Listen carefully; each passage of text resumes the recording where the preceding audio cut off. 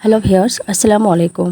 আজকে আপনাদেরকে খুবই মজার পাকা কাঁঠালের পরোটা তৈরি করে দেখাবো। আর এখন তো পাকা কাঁঠালের সিজন, আর এই সিজনে যদি এই পরোটা একবার বানিয়ে খান তাহলে কিন্তু বারবার খেতে ইচ্ছে করবে। তো পরোটা তৈরি করার জন্য এখানে আমাদের লাগবে পাকা কাঁঠাল। তো এখানে আমি পাকা কাঁঠাল নিয়েছি।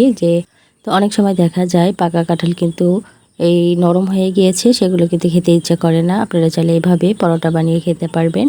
তো প্রথমে আমি বিচিগুলো ফেলে দিচ্ছি, আর বিচিগুলো ফেলে দিয়ে আমি এভাবে ছাঁকনিতে ঘষা দিলে দেখবেন সুন্দরভাবে কিন্তু কাঁঠালের রস কিন্তু বের হয়ে আসবে। তো কাঁঠালের রসটা আমি নিয়েছি, এখান থেকে আমি নিয়ে নিচ্ছি হাফ কাপ পরিমাণ কাঁঠালের রস।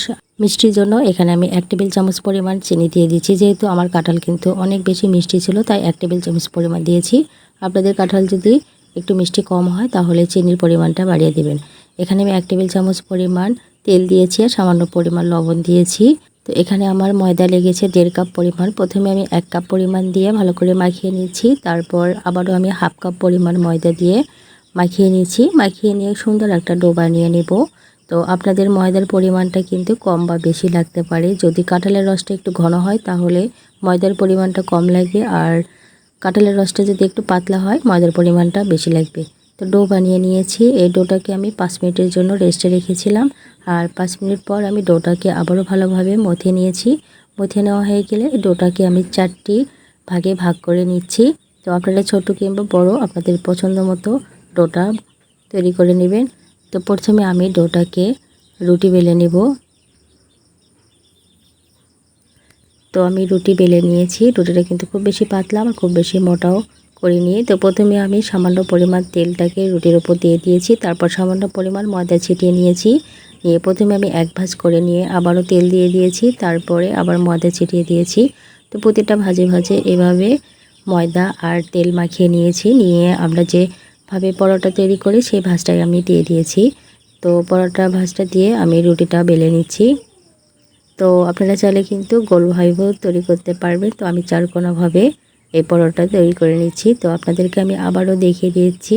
তো প্রথমে রুটি বেলে নিতে হবে। রুটি বেলা হয়ে গেলে রুটির উপর তেল মাখিয়ে তারপর ময়দা একটু সামান্য ছিটিয়ে দিয়ে তারপরে প্রতিটা ভাজে ভাজে তেল আর ময়দা লাগিয়ে এভাবে পরোটার ভাজটা আমি দিয়ে দিচ্ছি।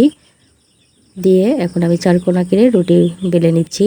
তো এভাবে আমি সবগুলো রুটি কিন্তু বানিয়ে নিয়েছি। তো রুটি বেলা হয়ে গিয়েছে, এখন আমি রুটিগুলো ভাজতে যাব। এর জন্য একটা তাওয়া ভালোভাবে গরম করে নিয়ে তারপর রুটিটা বসিয়ে দিয়েছি।